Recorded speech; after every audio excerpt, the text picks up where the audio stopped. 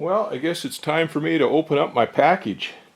This is the box that I sent down to Northwest Propeller in Puyallup, Washington to have my propeller overhauled in. I sent it down a year ago in April, and I got it back I think in April of this year. That was a pretty quick turnaround. Anyway, it's time to open it up, I guess. There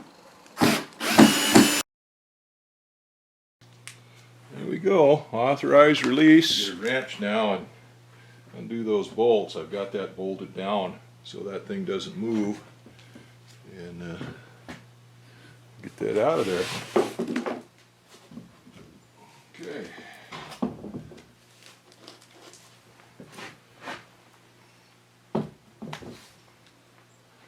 Now I think I'll put that box back together and put it away in case I ever need it again.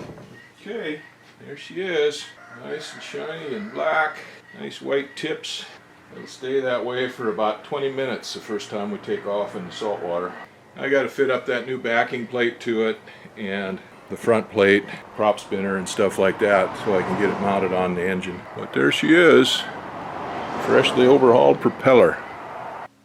Well, the propeller is on. It's not finished yet. I still have to torque the bolts down and safety them, but I got it fitted up there. I've been using a composite propeller spinner from TCB Composites.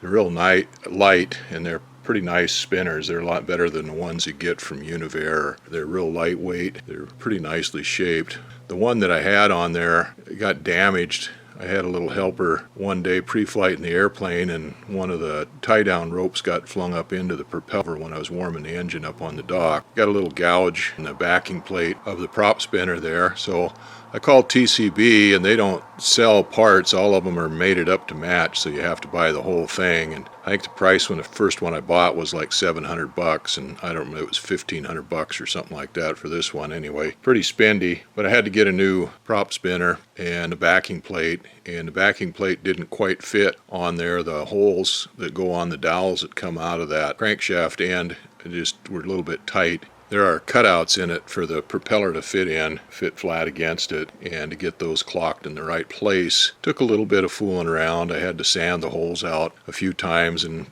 fit it and refit it and get it on, but we got it on there now. So we got a new backing plate and the bulkhead there that goes up in the spinner. And probably have to do some fitting with the spinner when I put it on there, as it's fitted up for, well, it's not fitted up for this propeller, that's for sure. So we got the propeller on there.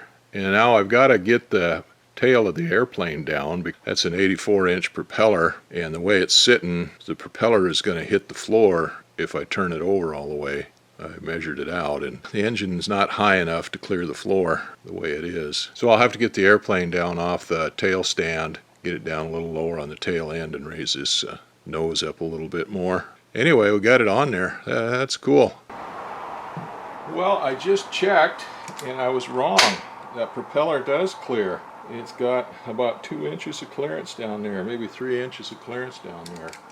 But I measured it, and I thought it wouldn't clear. But it's an 82-inch long propeller. I was thinking it was 84 inches, but that would only be an inch on either side of the center line difference. But yeah, she clears good. Good. Okay, I don't have to screw around with the tail of the plane then. Sounds like that. Timing must be just right, because both of those impulse couplings are kicking in at just exactly almost the same time. Most of the time you only hear one click. I put that propeller on there so that I could turn this engine over to do a compression test and do a mag test, a timing test. When I did, I had to put this backing plate on, because that goes between the flywheel and the propeller, and then outside this bulkhead goes on there. So I put all that on there. Then I went and got the prop spinner there, the new spinner, to try it out. I'm going to have to trim it down a little bit to fit the profile of this propeller. I wanted to see how bad it was. When I put that up there, I noticed that the screw holes, the nut plates on this bulkhead, didn't line up with the holes in the prop spinner. So I had to take the bolts all out and rotate this to get it clocked properly so that these bolts lined up, or these screw holes lined up on the prop spinner and on this bulkhead. This prop fits up on there.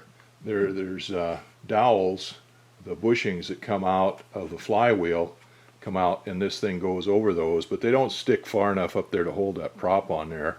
So rather than try to hold the prop up there by myself and turn this and try to clock this bulkhead in, I had to take all these bolts out and pull that bulkhead off.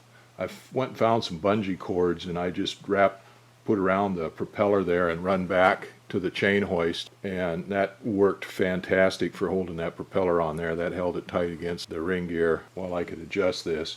I had to turn this a couple of bolt holes. I had to do it a couple times to get it to fit up to where the holes all lined up, but I got those matched, and then I got an idea of what trimming I have to do on that spinner to get it to fit up with this propeller. Well, I gotta go dig out the paperwork for this prop spinner. There was some data in there on how tight to tighten up those bolts, how tight to torque them down. And I think it was 300 inch-pounds, but I don't know. I'm gonna look that up and then compare it to the specs for torquing the prop down on the engine and see. But I know they don't want you to torque it down too tight with this carbon fiber or you're gonna crush it. I gotta go check that. So those have to be torqued down yet, and then have to be safety wired.